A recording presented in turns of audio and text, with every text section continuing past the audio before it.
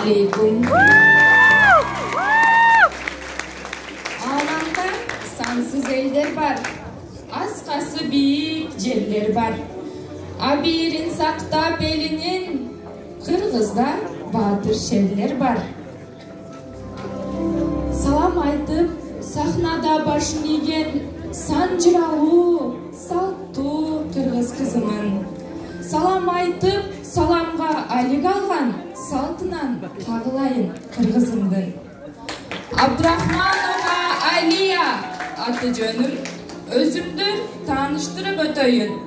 Мугалимдик кесипти багыт алып, мунууда окуп, быйыл бүтөмүн. Үлгү болот менин өскөн айылым, ата-энем 5 бир тууган байлыгым.